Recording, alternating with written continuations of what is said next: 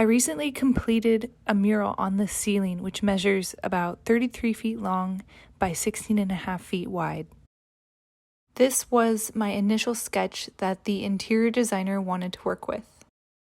Since I would be sketching this design upside down onto the ceiling, I flipped the image horizontally. Once I got on site, I measured the space and then created a grid on top of the reverse view. I decided to do a test corner to see how well I could sketch out the design. Maybe you can tell from the paint expression on my face, but I didn't love drawing at this angle. It was tricky to get my drawing accurate and it was causing neck pain. So I ended up gridding out the entire space instead. Then I designated each section of the grid with a letter and a number. Then I came back to my design in Photoshop and selected each section one by one. I'd take each section and scale it up to the actual size it would be on the ceiling.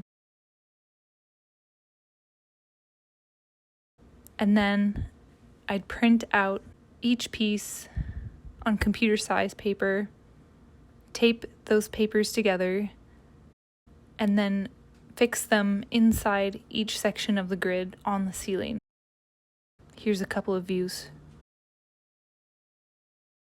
After that, I would take graphite transfer paper, slide it underneath the design, trace it with a pencil, and then go back with a white charcoal pencil to make it more visible. Once the design looked good, I took the grid down off of the ceiling. Then I got to the fun part, painting. I found a ladder to be more helpful when I was painting sections on the side of the wall, and then scaffolding was easier when I was painting the ceiling itself. Because there wasn't much room to maneuver gallon paint buckets, I would pour paint into these small coffee cups with lids. These were great for moving around both on the ladder and the scaffolding, and it kept the paint from getting a film or a skin on top. So here's a view of the ceiling almost finished. And here's a view of the ceiling finished. I hope these tips helped if you're attempting to paint a mural on the ceiling yourself. Feel free to ask any questions and check out the links below if you want to see the materials that I used.